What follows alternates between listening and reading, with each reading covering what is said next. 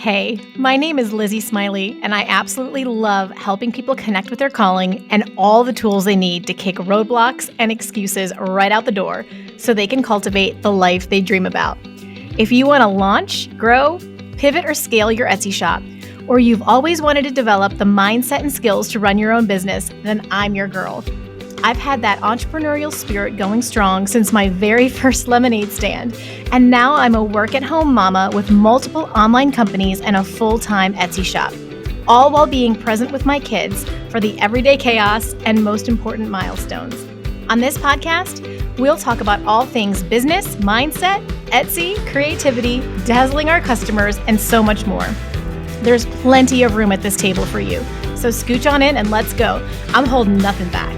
Welcome to How to Sell Your Stuff on Etsy. I'm so glad you're here. Hey, I invited Preston. Hey guys, how's everybody today? Hey, there's my guy. Oh my goodness, can you hear me? Yeah, can you hear me? Sure can. I'm wearing my old school headphones. You're wired. It's more reliable than the used AirPods that I use on a typical basis. So, Do you think this sounds coming through my AirPods? yeah, I think so. It sounds like a mic because I did one of these like over the summer with Gold City Ventures, and the audio was terrible because my AirPods never No, it sounds super clear. It kind of has that what's the studio word? That studio effect on cool. it. Yeah. Okay, Carrie. Hi, you're so cool. Do you know What's up, Carrie, Carrie? Preston? We do. I'm like, you all need to be friends. You guys, you all need to be friends. We've already shared curse words in our DMs, and so we're best friends now. Implied. You cannot have a conversation. Thank you so much for the sound. You can't exchange more than 6 words with Carrie without getting some really good cussing. I feel like Preston, you keep it pretty PG for me. I do. Yeah, and that's just the nature of my work that I do normally. And so, you got to keep it clean for the kids. I'm such a freaking Mary Poppins. I can't help it. No, it's okay. It's totally fine. I try to keep it, on the real. Profesh. Yeah, super profesh. Don't want to be weird. Don't want to come across too bad for people. So. I actually don't mind cussing at all from other people, but I always feel really guilty when I do it. Like I really feel like I have to. What kind of ramp have we got ourselves off? Already in this conversation. No, but this is why people come, and this is why they stay. So I think it's good. How is it going? How were your holidays? It was wonderful. Thank you for asking. I actually got a break, which was nice. I think I mentioned in the podcast that we did that I was coming up on a super busy season for my real jobs. Got through those without too much stress and did 2 super large community events here in town and had a few days off for Christmas and worked my butt off in my Etsy shop and had a really good run in December. And so it was super awesome. It was, it was super, super great. How about you? Did you have really good sales for your patches? Yeah. December was my best month. And so, it's so cool. Yeah. We just tried our laser engraver with leather last night. We had they sent a sample. Oh, cool. And so PS, I bought a bunch of hats from Preston, you guys, because we're now in this small town on a farm. And so the one he's wearing, I had him make special ones for us. Everyone's obsessed. My husband and my aunt, they will not take them off except for they won't work in them. They're like, I have to protect this this is my city hat. And I'm like, I can buy more. I happen to know the maker. We can get more. But it made them all geek out about laser engraving and that's cool. Don't worry, I would never copy you. No. We're doing wood boxes, but there's plenty. But anyway, plenty of space in the market, I think, and we'll talk about that in a little bit. But yeah. It's funny because I literally have different hats that I wear for different jobs because I am on camera a lot for my work that I do. So I think I mentioned that I work in a movie theater. I actually have a hat with our logo that I wear when I'm doing grand theater stuff. I have one when I'm wearing Chamber of Commerce stuff. I wear this one when I'm usually doing 277 creative stuff. So it literally is. I'm a person who wears many hats. I'm loving your background, but I'm kind of missing the gaming one too that you usually do when you're on video. Yeah. I'm back in the office again. Okay. Didn't have time to light it all up today. So you're getting Preston en naturel. But it still looks super intentional and legit. Whereas me with my random wall, I can't. I have no way to set up the iPhone. So are you holding it? Are you just holding your phone? I got a tripod. Oh, okay. I guess I need a tripod. Yeah.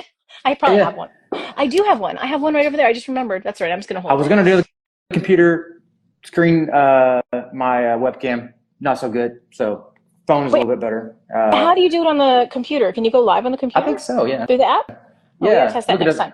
Look at us, a bunch of old people trying to figure out things. I am way older than you, Preston. All right, so you guys, Preston's going to bring the heat today. He initiated this. Thank you, Carrie. She likes my coquette earrings. They're cute. Preston's going to bring the heat today and ask me questions. I kind of know what they're going to be, but Lord knows where we'll end up, since we've already talked about cussing and patches and gamer backgrounds. Well, we had I feel like we had good response from our last one, and people know that we're off the rails usually, and so we're just going to go wherever the rails take us today. Okay, I'll do my best. We'll see. I'm not usually the one being interviewed, so we'll see if I can hang. This is awesome. So everybody, if you don't know me, my name is Preston Cox. I am the owner and creator at 277 Creative Designs here in Texas. My business is hats, patches. How I got here was Lizzie was my Etsy coach. And we found out on the pod, and I meant to write down, was it 156 that I was on? It's a great question. You can go back and listen to it. Just scroll back a little bit. I talked a little bit about my Etsy journey and getting kicked off in the world of patches and hats and lasers and all sorts of stuff. But as I was kind of reflecting on all that, I started thinking, and especially since you said I was your first client, our first coaching client. Yeah. I said, I want to hit Lizzie with some hard hitting questions, because you're always in the interviewer seat. You're rarely in the interviewee seat. You've done some FAQ pods, and you did that wonderful 2025 goals one. I just finished that this morning. It was so good. I have some follow-up questions for you on that one. Did you think it was too intense? Like, was I kind of mean? Okay. No, not at all. Okay. We'll get mean today, and we'll see how mean you get. Okay. So, but Lizzie, one of my big, you and I have known each other for a couple years now. Yeah. One of my big questions is you've talked before about your sign shop, getting started, but there was an origin point for Lizzie at some point when you decided, I'm making signs and I'm going to put them on Etsy. What was that decision like? What prompted you to say, yeah, I'm going with Etsy. I'm not going with Shopify or my own website or whatever? What was that point where you're like, this is the platform that I want to use? I'm so excited you asked that question. I don't even remember if that was on your list, and I think it just wasn't intimidating enough for me to worry about. But you guys, literally, this is so interesting. I got on Etsy because I tried my own website first and I couldn't sell anything. I had a WordPress blog that was semi-viral. I used to do a lot of like faith blogging. I'm actually getting ready to sunset that blog because I don't even agree with basically anything that I believed back then or thought. But I had a ton of moms who read about my marriage and faith and parenting stuff. And I had shared on social media a couple of signs that we had just DIY'd for my daughter's nursery when I was pregnant. Mm-hmm. And some of them were like, do you sell those? I want one of those. And I was like, oh, really? Okay, well, I like a side hustle. So I just added them to my blog and I couldn't sell a thing. I tried for months. And then I was doing a little bit locally because I was pretty active on Facebook. And someone said, why don't you just put these on Etsy? And I was like, Etsy? I don't know anything about Etsy. I'm not an artist. I'm just a hack. I don't belong on Etsy. So that was the decision point. And then it took a good 3 months. I think in the first 3 months, I made like $25. I sold maybe one sign. And I finally found actually pretty terrible in retrospect quality course that I bought from another Etsy seller. It was a guy, no shade, but it was like super masculine, like that kind of approach, not relational at all.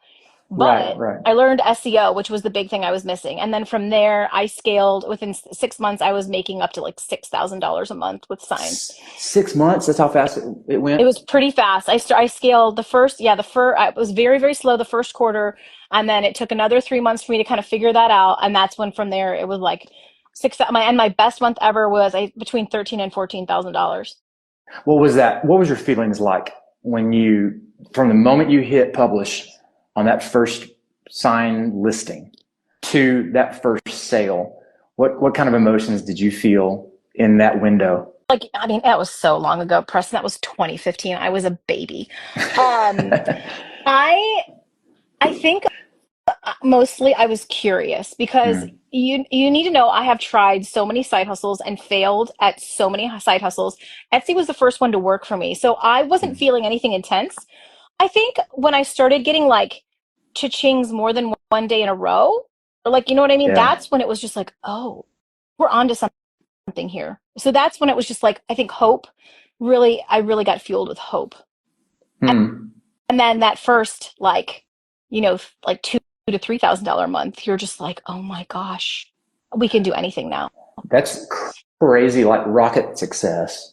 Like No. it really is though, because you talked about on your podcast this week, like that sometimes it takes months, maybe even a year. I mean, I'm a good example of that. That it's taken me 2 years to even have any like remedial success at my Etsy shop. So to have that kind of success up front, you hit It was the your background in course. It was the well, SEO. You're like, if I had sat there and tried to hack it away, and I'm not even trying to sell anything with that. I'm just saying no. literally all it was I didn't get SEO. But what I'm saying is like your back you took a step to advance your sales and it worked. And I feel like that's what I've done with the materials that you've given me Yep. is, being able you and I both share a background in marketing. And so it helps. We have kind of a frame of reference for SEO and what it means and like how to utilize it well. And then to apply that to Etsy made all the difference, I think, for me. And there's just so many other things. What was the SEO? Was that the biggest hurdle, or were there other things that you had to overcome? No, seriously. Like, well, okay, there's another piece.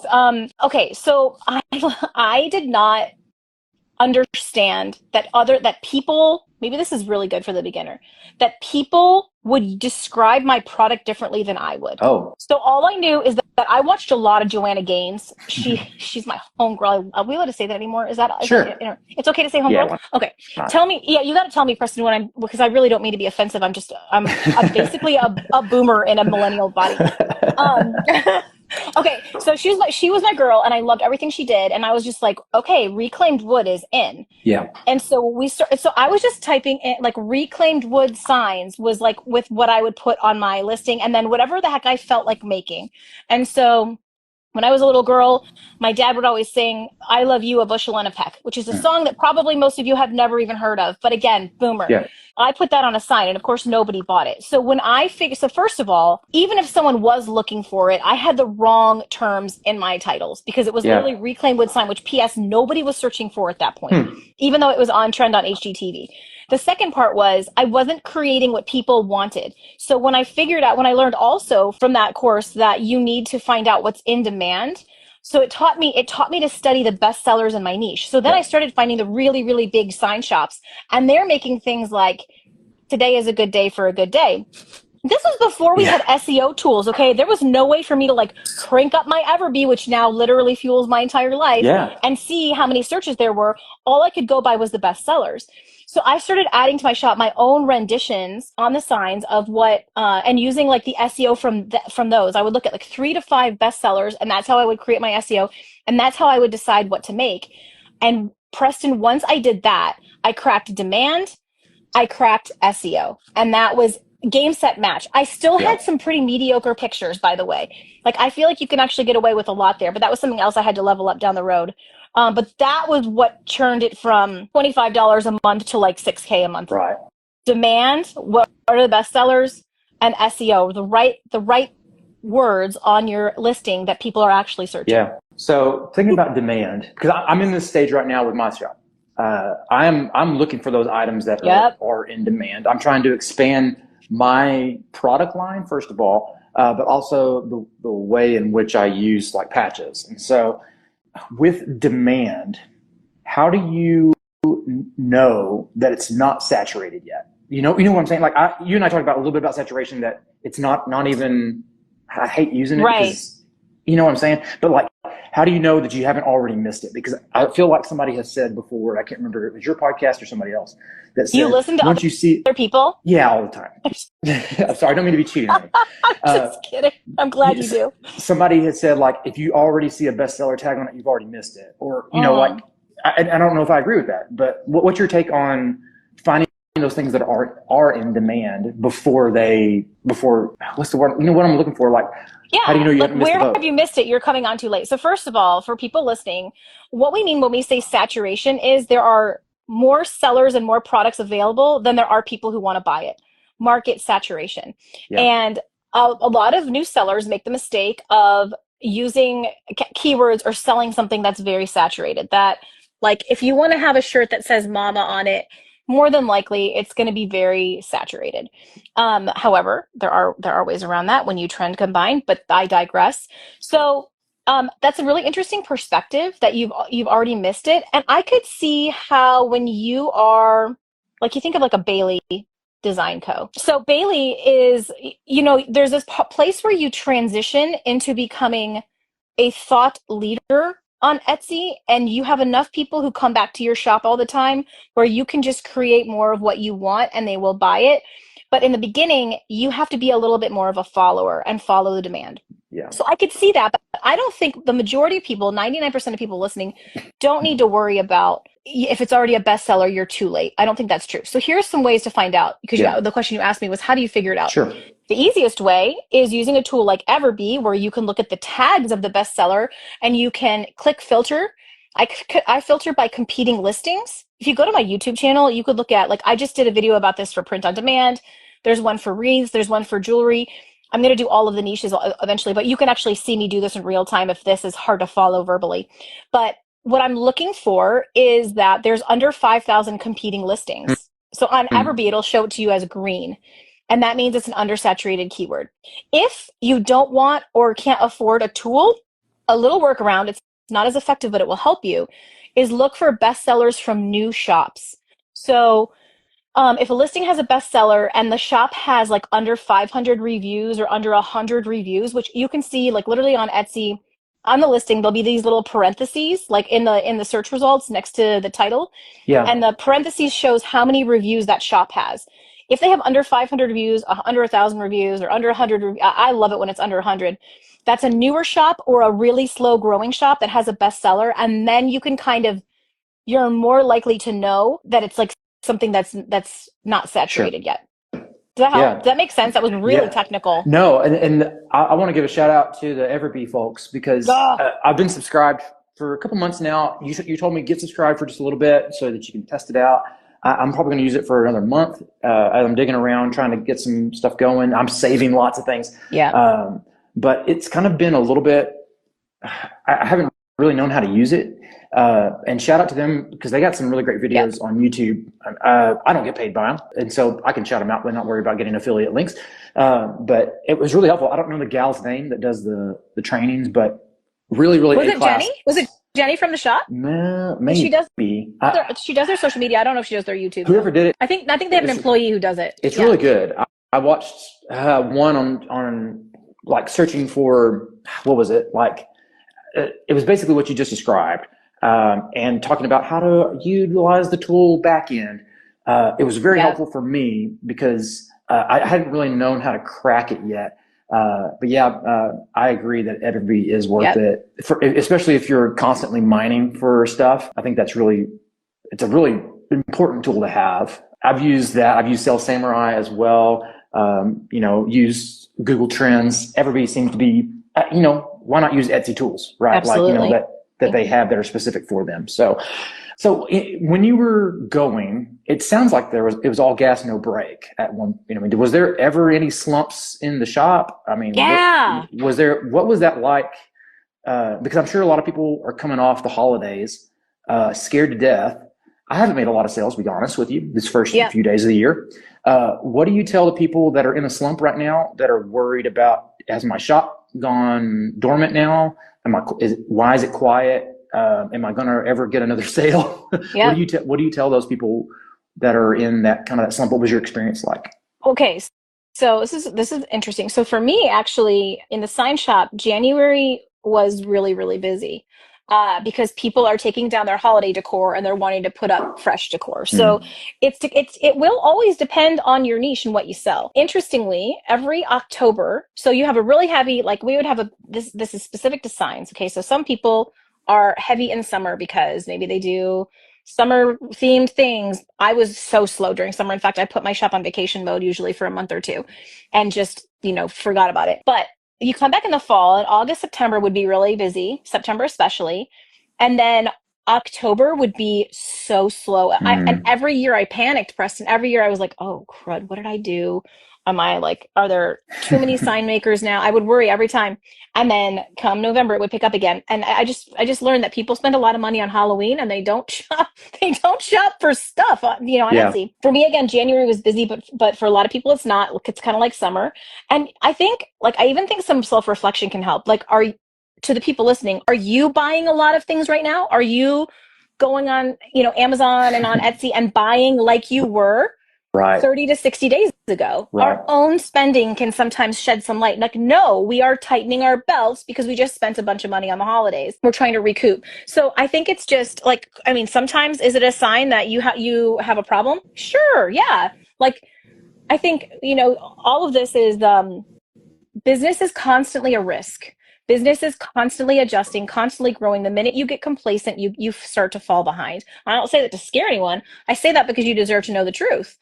So restaurants, they go through slumps when things are quiet and they're dead and they're, whatever. So all I say is when it gets slow, the very best thing you can do for the slow time, but also for when feast comes again, is to be working on your shop. So rather than you're not filling as many orders, this is a great time to get to adding a whole bunch of new listings. This is a great time to be sharpening your skills and doing some learning, whether it's YouTube or some course you bought or a book you want to read or anything, whatever you want to do, go binge the podcast. Yeah. Sharpen your tools. So just but the best thing you could do, honestly, better than any of that, the best thing you can be doing is adding new listings, because it will, first of all, stoke you up in the algorithm, or it'll keep you relevant in the feed. And when people are searching, you'll get found. Are you a print-on-demand or digital product Etsy seller who's tight on time or still learning all of the Etsy secrets? I totally remember the days of having no idea what product to create next before I learned how to make those informed decisions so I can really identify with where you're at. I know how stressful and frustrating it can be to just create listing after listing and see little to no results. You wonder what you're doing wrong, and you just want someone to tell you what to create that's actually going to sell. Where are those opportunities? So let me give you a leg up with my weekly trends and opportunities report. You just join my membership, and every Monday, I'm going to send you an email with a list of exactly what is trending right now, with a video tutorial showing you how I found those trends and how to apply them in your shop. We're taking guesswork and extensive time off of your table. I'm also going to send you 5 print-on-demand and digital product opportunities that are growing in demand right now, helping new shops make sales and still have very low saturation in the marketplace. So your tight schedule, your newbie status doesn't have to hold you back anymore. I'm going to help you earn while you learn. You can grab my free demo to start and see an example of what the weekly trends and opportunities email looks like right from the show notes. See what you're going to get, and I will see you on the inside soon. That's kind of the stage that I'm in right now. I've been working this morning while the laser was running, trying to create a listing while the laser's running. And so I'm trying to get in that rhythm. Talking about that, what are some efficiency hacks in terms of creating new listings, determining new products? And I ask that because even as good as I am on Canva and at SEO and ChatGPT, those things, creating a listing takes time. What's some things that you do that helps you pump out those listings like what you do? I think you mentioned you try to get 5 or 6 a day, right? Sure, but I never do, especially now that I've got a 2-year-old. Yeah, you know what I mean? I'm preaching to myself over here. No, but that's a great question. So a couple of things. First of all, I create listing templates for myself. So right now, this is something I'm kind of like you guys, like in the learning phase with my newer shop that I opened in October. I sell PNGs and Tumblr wraps, and I keep them in drafts, like just a template listing. Okay. And it doesn't have any, title. It'll just have like PNG in the title, for example, for the PNG one. And it'll just have like a space holder photo in the photos, space holder photo in the deliverable the digital file that's going to go to the buyer. Yep. But I have the description filled out. I have all the little drop downs filled out. I have the price filled out. and that's it. And then when I do go in to create my listing, it still takes time, but I'm just putting in title, tags, doing a little updating to the description, because I do a little keywording in the I do like a little 1 to 2 sentences that incorporates relevant keywords. Yeah. And that's it. So I don't have to go copy and paste it every single time. I have the template. It's smart. The other thing that is so helpful, and I did this with the signs as well, is to use mock-ups. Like even for physical products, we're going to do this for the boxes. We are going to have mock-ups, and I am not going to make a single box physically Right. until I sell one. They're all going to be digitally created, and that's how I did it in the signs. I tested it before I made it. It's not going to work for every product, Sure. but it works for a lot. I know you're doing that too. Yeah, I don't know that any of that is like groundbreaking for you, Preston. You're probably doing a lot of it, but yeah, like this is part of the reps, right? It's going to take some time, but using mock-ups and having a template listing can help a lot. Wait, that question came across in the group that you run on Facebook, which pitched for how to sell stuff on Etsy. It's a nice good group. We're very kind. It's a nice, friendly group where questions are allowed and you can talk. I kick people share out thoughts who are nasty. Yeah, and we don't need any of that. But somebody had asked, something about reaching that 100 listing goal and like how do you keep listings coming out? And one of the things that I had mentioned was I have a deck on Canva of kind of like how I like my patch listings to look. Yes, that's a good point. That's what I kind of like you. I had my mock-ups already on there. I have 2 slides, one with like a backpack, a hat, and a beanie. Another one is like a gun case. I can't remember a portfolio, a padfolio, and something else. Something because you had told me show people how to use your product, and it's really easy. I have a flat item that can be placed flat on. When you put it on digitally on an item, it doesn't look fake. On the hat, you can kind of tell, but like everything else, you can't. As I kind of adjust and stuff like that. That way I'm not having to create those, because that's where I got really stuck when I first started. I was like, how am I going to make that many patches? I'm going to waste a ton of money making patches of stuff that's like a fake logo that I don't want to make for anybody. And so I was like, oh, well, why don't I use Canva and try to do it? And that's worked out. So now I'm kind of like you with your listings. I have a 10 or 11 slide deck. I shuffle sometimes and copy that, and then I can drop the new design in on those patches and, adjust it and play with it to make it match. Or if I have, a client that has allowed me to use their logos and stuff like that in my listings, I'll take a picture of theirs and I'll drop those in. Yes. That's one hack. Another hack I picked up from you, the copy and paste your listings. And you said it in your 2025 goals podcast, like it was kind of a revelation for me. You can copy your same listing over and over again. Like, I had known that, but when you said it, I remembered the time that clicked for me. Like, oh, just post the same listing again, change some of the things around in it, and save yourself a ton of time. So that's what I did today. I created this listing for a new set of patches. One slide deck one picture deck is, has different backgrounds on it. And then I copied and pasted it and did it with a whole different style of backgrounds. It's literally this exact same listing, just 2 different graphic images. And I tweaked the title a little bit. So I'm kind of A/B testing it right now. It literally went out this morning. So I think just reminding people that that's okay, right? Like that's cool to do. Recommended.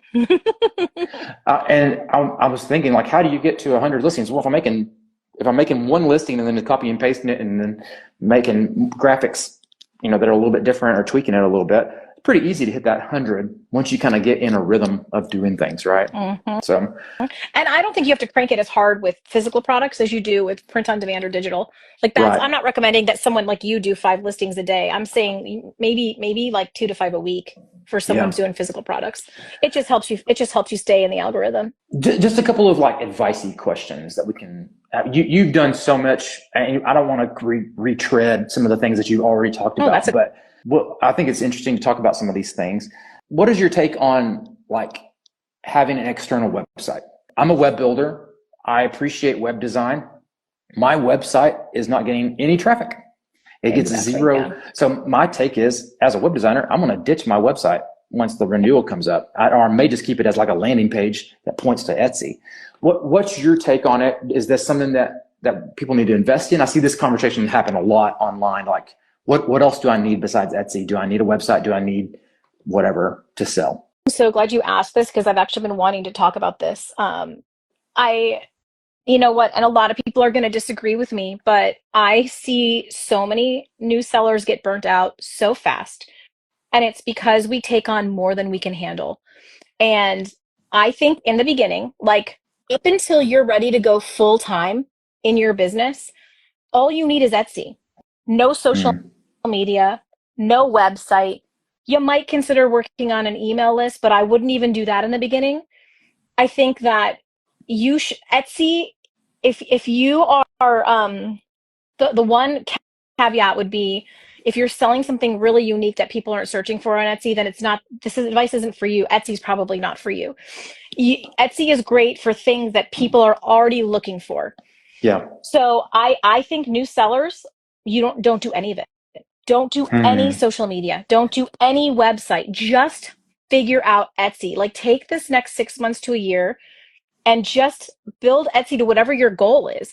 And if you're having problems, then you need to go back to the drawing board and A, make sure there's enough demand for what you're doing. B, make sure that you're, if there's demand, that you're not creating things that everyone else is creating, that you've got some kind of nuance to it or trend combining to it, or you're reaching micro niches so that you can still get seen. Yeah. Scale what you've got. It's going to be more than enough work, I promise you. Like if you actually, 100% is. Yeah, digital products are like print on demand. If you're having to do 5 listings a day or more, like Bailey was doing 20 a day when she was building her massive shop, you don't have time for anything else. And so this is the way. And then you're going to have better reward too. You're not going to be spread so thin on all these things that are not going to make you money. Down the road, we talk about adding the website, adding the social media, adding the email list. Yeah. I've been thinking about email lists. One of the things that I preach all the time to our businesses is here in town, if you're only using Facebook or Instagram, remember you do not own those customers. Exactly. Technically Facebook and Instagram do. Yep. Same with Etsy. Yeah. In any off products, off website, and so I always encourage, having something else, one other thing to collect data, even if you're not using it. Email list. I think an email list is great. Logistically, I have a question for you about Etsy. Just legally, are we allowed to strip emails from Etsy because when we get customers' emails, are we allowed to even build an email list with their emails? Are they technically opting into something, or is that illegal? Do we have to ask? Is there some sort of legal thing there to get people to opt in? Do we need to do it offsite? What's the deal? Yeah, so you cannot use their emails from Etsy. That's Etsy only during the transaction period. So if you're trying to DM somebody about a problem with their order and they're not responding, you can email them about the order during the order. After that, you cannot contact them without permission. So to address this question in the chat, it says, what do you use to build an email list? Okay, so let me back up just a second. So after you've got about 100 sales, if you are thinking, I am going to scale this business, I like this, I'm in my lane, I want to build a brand around this, the first thing to start thinking about is an email list. Because like Preston said, then you have something.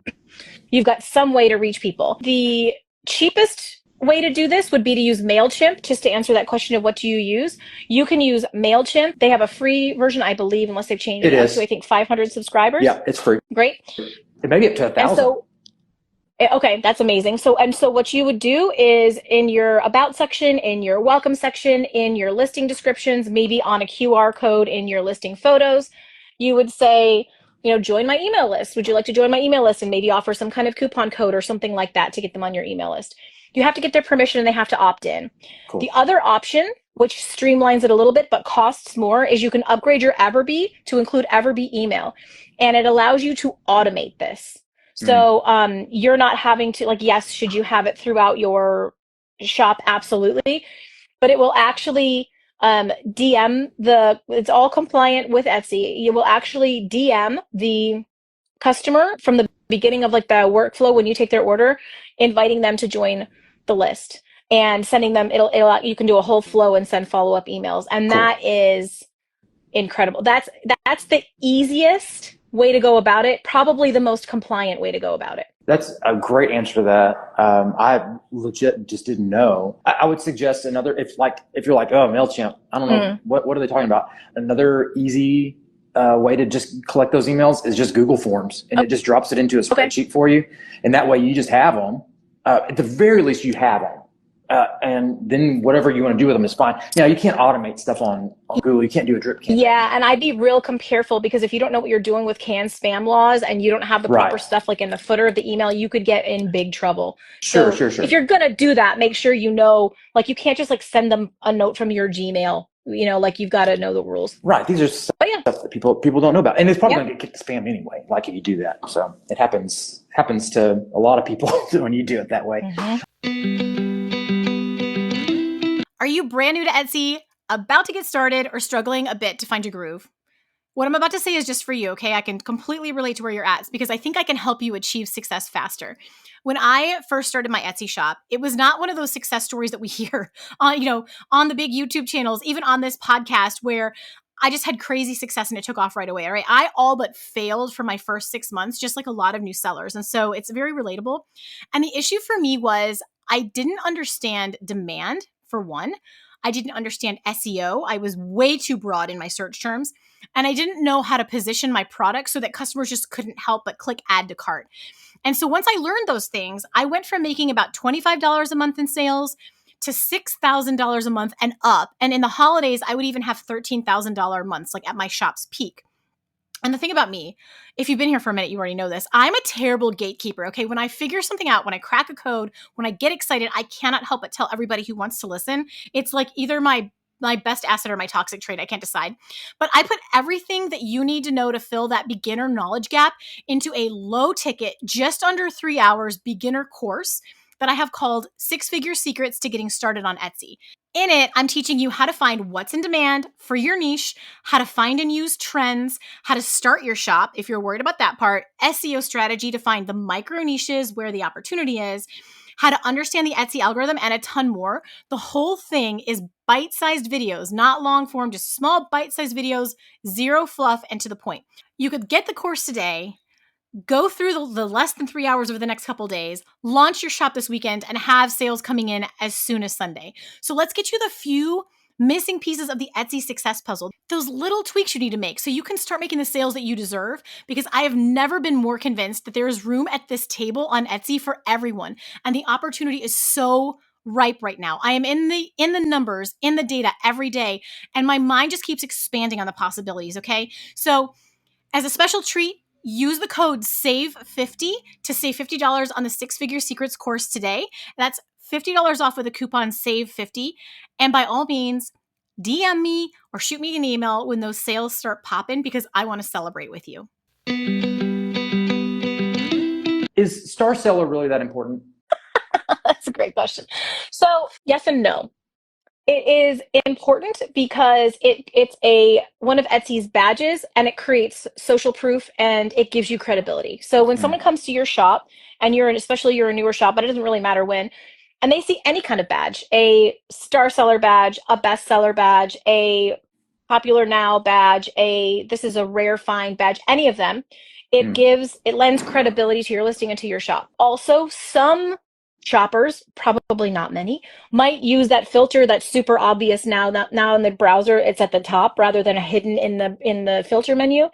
They might click that, especially if there's someone who's had a bad experience on Etsy and they want to make sure that they're working with someone who's got really good customer service. I think the vast majority of shoppers have no clue what that even means. Gotcha. So yes, in the sense of anything you can do to give yourself credibility. Sales give you credibility, reviews give you even more credibility, badges give you credibility. Great. I wouldn't stress about it. Like, people who literally are in not my Facebook group, but other groups losing their mind over Star Seller. I'm like, oh my gosh, like, little perspective here. Let's just don't worry about it. Let's just get back. Let's just create more listings. Let's just keep moving forward. Oh, someone asked another question. I think somebody had posted that another option for physical products would be to add it to your packaging list. That's great, Tina. And I dropped business cards in my package. Always. Stuff, like with my email. It's got my email, my website, and my phone number on it for people. I mean, it's the same thing that I hand out when I'm here in town. And I mean, I've had a couple people message me offline, and I usually point them back to Etsy just because, I want the sales on Etsy to help kind of bolster some stuff. But at least they have my contact information at that point. I'm wondering if I've got one of my old ones around here. It's probably not unpacked yet, but we had really, really pretty ones we got printed from Vistaprint, and I had like a picture with "Thank you so much." Look at how actually awful my situation is in the studio. There's like all this storage in this old barn. All right, That's keep why going. I'm on Threads quite a bit. Oh yeah, I didn't know that. I like Threads. The algorithm on Threads is incredibly aggressive. Really? This is a side note. Okay, no, tell me more about that. So aggressive. It'll create the biggest echo chamber that you can ever imagine. And so, what do you mean by but that? It's you're going to see a lot of the same stuff. Oh, thematically the same thing. Yeah. Because the algorithm is just. Oh, you like this? That's very Etsy-esque. Right. But not aggressive in the way that Facebook is aggressive. It's a different type. So that being said, on my business side of my Threads, I get a lot of Etsy content, like Etsy feedback content. Is it like Reddit? It's crazy. And so one of the number one things that I see is, and I'm sure you hear it a lot too, and we probably talked about it a little bit, Etsy fees. Lots of complaints from people about Etsy's fees are too high. They're just a corporate shrill trying to steal our money. You know, I'm getting off Etsy. I'm going to open a Shopify. I'm going to whatever. Is the concern and the beef with Etsy fees legitimate? And then if it's not, how do you rationalize fees as a coach to a new Etsy seller? Okay, I was waiting to see if you had anything else to add. Okay. We could spend an hour on just this, Preston, so I'm going to try to be succinct. Let me just start with my personal opinion.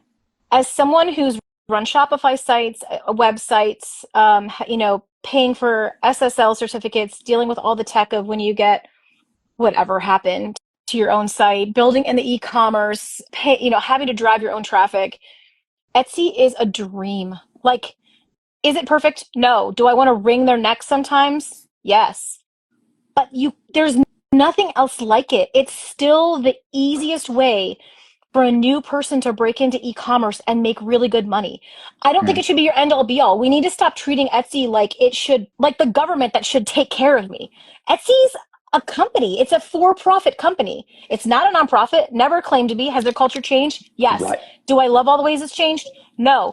Do I think I should be able to get customer service? Yes. Do I understand capitalism? Yes, also. So bottom line, after my little mini rant, is if you've ever tried to run your own website, so Shopify, example, if you will pay for the whole year in advance, the minimum is going to be $29 a month, which means what's 29 times 12? Are you good at math? No. Me neither. Someone do the math. 29 times 12, it'll be here in the chat in any second now. 29 times 12 is what you're going to have to pay up front to get started. Yeah. Do you know what I pay up front to get started on Etsy?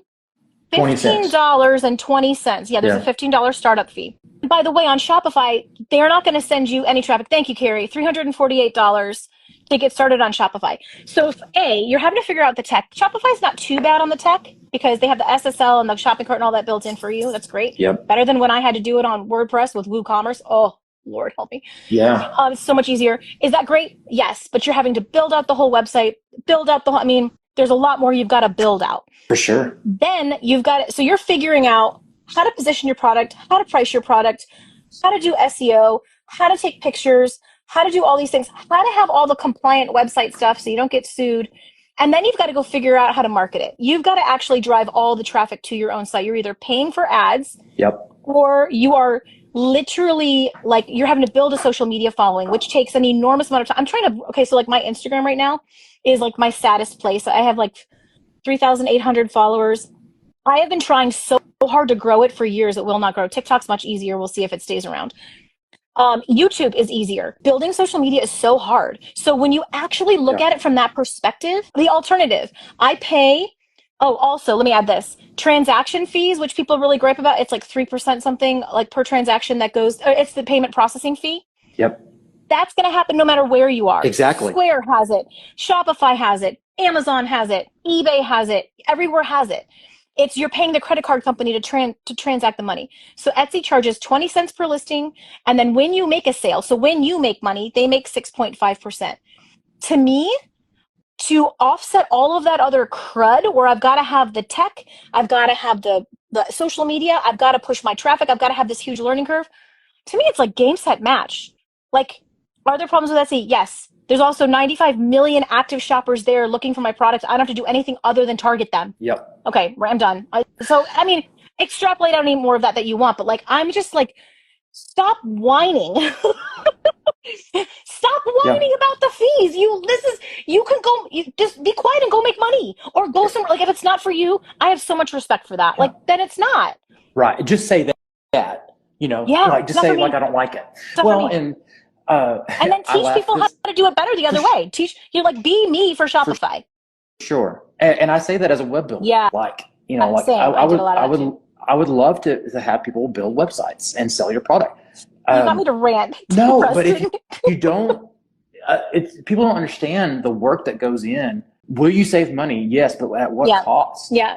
And will you really with advertising? Like, what's that ramp going to look like? Yeah, I'm looking at mine. I've made 308 sales on my shop in like 3 months, but that's like I wouldn't have even dreamed of making that online. Like if I was trying to sell patches online, just off of a Squarespace website or a Square website, there's no way, man. Like I probably paid $800 in stuff this last month, covering all my fees, my transaction fees. Sales tax is another thing. Like in Texas, you have to, I don't know how it is in other states, I got to report my sales tax on all physical items sold. Etsy already does that for Exactly. me, which is That nice. alone is. They remit all that for me. And so that's nice. Like I sell hats locally. I got to go in and figure out how much sales tax I charged and pay the government, my sales tax, which I'm cool with. It's part of doing business. And I tell new businesses that a lot. Like, it's exactly what you said. You're going to pay credit card fees no matter what. Can you mitigate them? Sure. Yep. Like, if you want to have just a cash option, they're a little less on they're like 1% less. yeah. If you want to have a cash option, if you want to try to Venmo, like there's ways to get around some stuff and still make some money.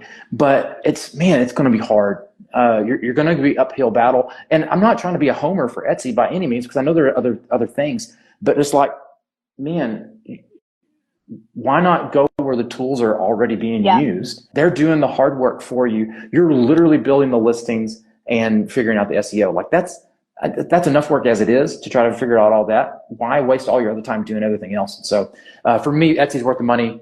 They can now, if who knows what will happen. Yeah. If it goes crazy high, then we may need to have a conversation about how these fees are being spent. But I laughed this morning because I saw a page talking about this, and they were like, "Get ready because Amazon is starting a makers and vendors branch, and then Michael's has theirs." I'm like, if you're worried about corporate shrills, and you're talking about you're going about Amazon, you're talking about Amazon. Like, and I would love to go on. It's great. It's just and funny. so it's just funny to me. And so I think you're Michael's right. isn't corporate at all. Right.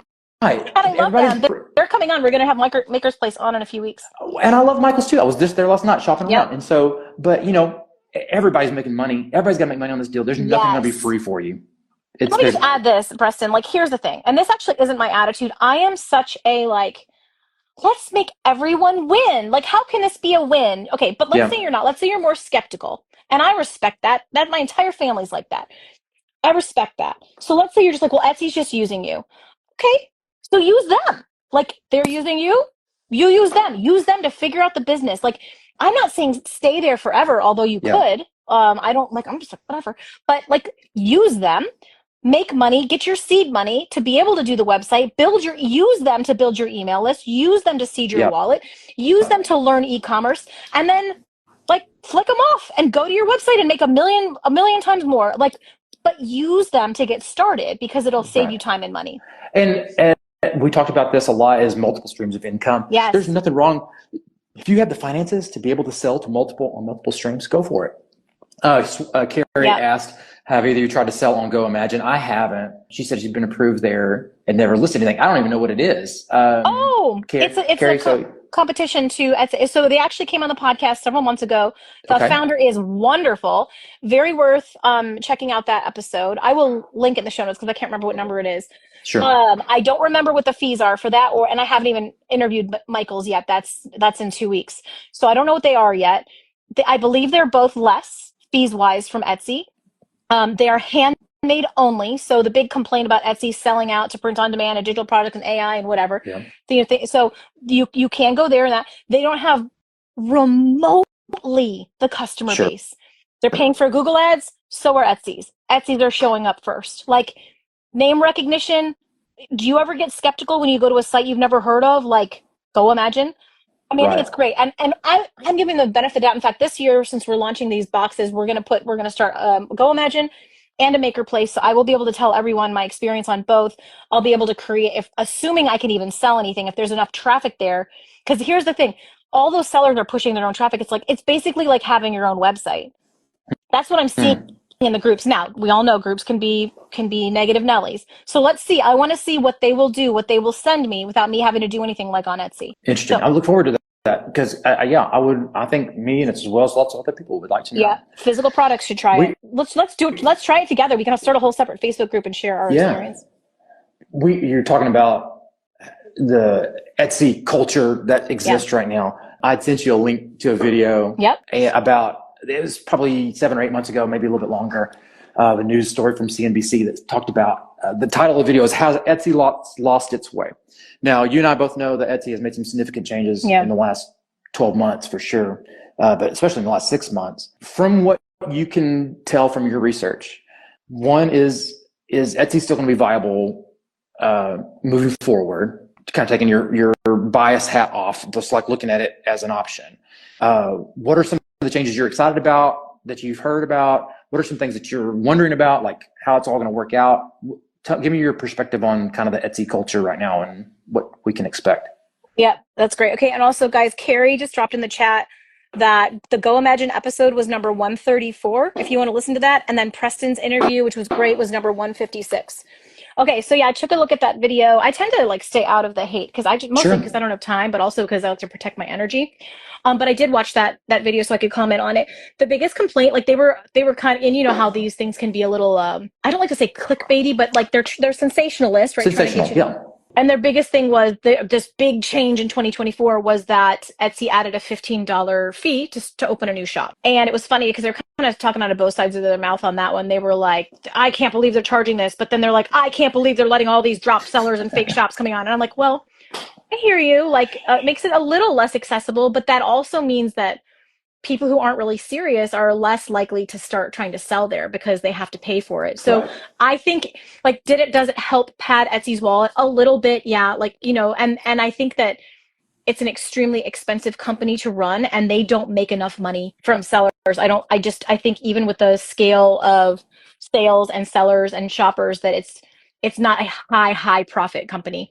But I think mostly it was to create a bit of a barrier to sift out people who really can't compete on the platform. Okay, you asked me specifically, I personally, and obviously this is my livelihood too, so I care very much about Etsy's sustainability as a company. Do I love all of their choices? No, when they made those massive layoffs and then they said to sellers, you have to have this exceptional customer service and respond to this, in 24 hours or you're going to get penalized, but we won't let you talk to anyone even if we take away your livelihood.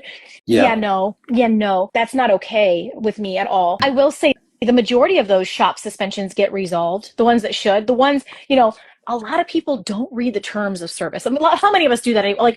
You join a game or you download an app or you do a new, and most of us never read a lot of those. And this is one where you really have to, because or don't complain if you get shut down because you have broken a rule and you just didn't even know. And unfortunately, in the law, you can't just be ignorant and that's your case. Do you know what I mean? Exactly.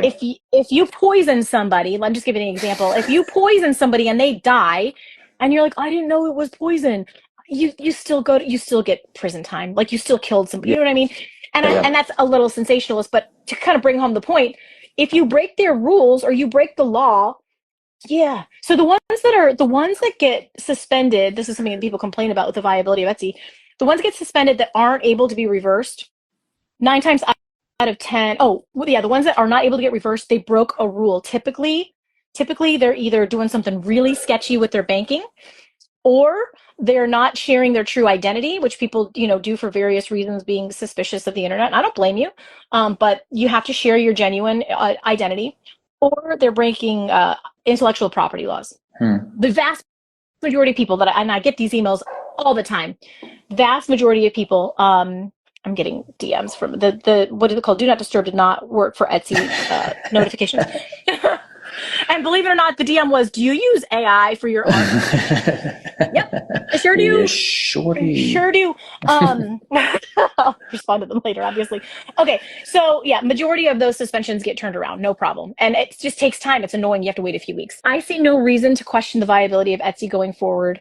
I think we're going to continue to hear people whine. We're going to continue to hear about boycotts or whatever, because, I do understand this. In fairness, people are upset at how much the platform has changed from what it was, 10, 15 years ago when it was a handmade crafting space. The reality is that both the economy and the market has changed, but also the demand has changed. So Etsy could no longer sustain itself not adding in print on demand and digital products. And I'm going to say this other thing too, and some people are not going to like it. The vast majority of sellers don't want to sell handmade items. So Etsy's actually responding to the majority of its sellers who are saying, we want to be able to sell digital. We want to be able to sell AI art. We want to be able to sell print on demand. I don't have time to make a handmade product. And so they've made space for all of it. So we could crybaby all day long that, okay, it's gotten away from its core message. Yeah, okay, it has, because the marketplace has demanded it. And I am thrilled now that Michael's Maker Place and Go Imagine are offering us platforms that will stay true to that, as far as we know. Like, those are the things that they just want to do handmade. But the traffic to them, the traffic they can tell you, is indicative of the reason why Etsy had to change. There's just not the demand. Yeah. So again, man, 2 rants in 1 hour, Preston. We said this was going to be the hard-hitting questions, and we're getting them. I like it. I don't want to take up too much more of your time because you've been so generous with your thoughts, and I know you just love talking about this stuff, so I love being able to chat with you. Just going back to personal Etsy, personalized Lizzie goals for Etsy. What's on your 2025 goal sheet for you? You talked a little bit about what we should all be doing. What is Lizzie doing for 2025 right now? Okay, so kind of cute. Like, my biggest goal with the physical product shop is to help Robbie. So once we get that up and going, I'll bring her on the podcast. You are all going to be so delightfully surprised by her. She's nothing like what you expect, I promise you. So if you're new to me, Robbie is my husband Chris's aunt. She moved to live with us from Michigan a few years ago.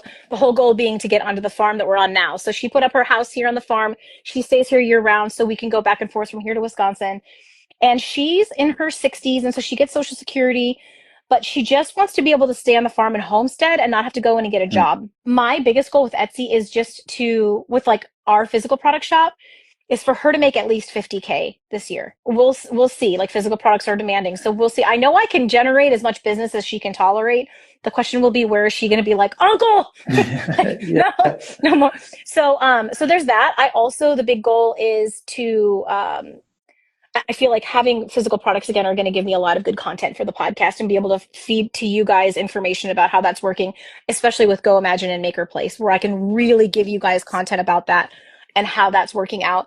And then I'm super curious to see what I can create with the PNG and Tumblr wrap shop, the AI art.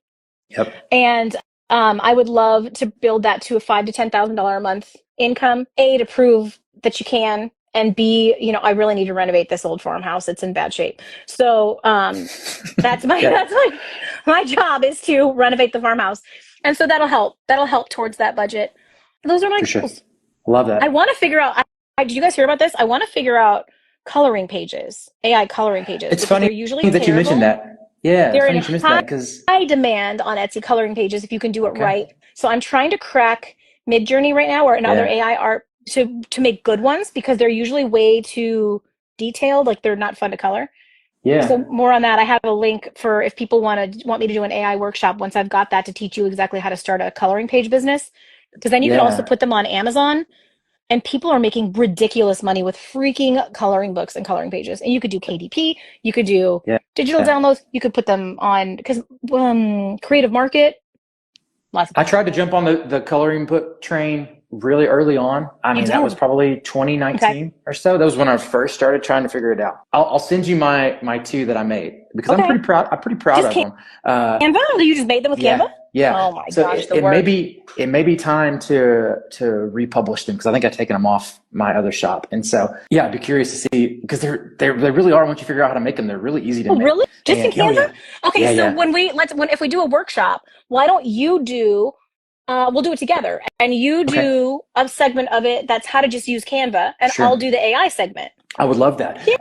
Because there's a lot of the similar hacks that I use to create patches could be used to create black and white coloring pages. Cool. So I'll send you my stuff that I made a while back. It turned out really cool, but I sold like maybe 2 copies of it, and then I was trying to do Amazon KDP, and it got way too out of hand, and one thing led to another, and blah blah blah. And I just haven't messed with that shop yet. So, but I think that's cool that you mentioned that, because I think there's some skills that I've attained. Now I just got to figure out what the demand is for that, because that could be a fun little side. I don't want to mess with KDP. I think that becomes more trouble than it's worth. It is. But if you end up with hundreds of pages, of coloring pages, then why not add that stream? Once you've got it up, it's just passive income. Right. Exactly. And Amazon's a much bigger marketplace than Etsy, believe it or not. Yeah, and more demanding, right? In a lot of regards. Oh yeah. Sometimes. Well, Lizzie, this has been lots of fun. Thank you so much for even fielding this for me. I wanted to learn some things directly from you. This gives me, KDP before we close out. It's KDP, not KIP. What's KDP? Yeah, Kindle Direct Publishing. Is that what it's called? Direct Publishing. Yeah. So it's like you submit a file and they do all of your book printing for you. It doesn't have to be coloring pages. It could be any type of book, ebook, stuff like that. You just submit according to their files, the specifications of their files, and they print a book for you, and you never even touch it. I wrote a kid's book. When was that? 2019. I didn't do it through KDP. I did it through an organization called Ingram Spark. I mean, it's great. Like if you're a book person, like you want to write a book or you want to publish a workbook, it's a great way to do that. It's a little bit of work on the front end to try to make sure all the formatting's right, but it's a great side income because it's kind of like drop shipping. You never touch any of the inventory unless you want to. So that's what KDP is for. So, but anyway, Lizzie, thank you so much. Thank you for all your advice for me personally and for all of us here. Man, it's so good to be able to tune into the podcast and listen to the stories that you guys tell.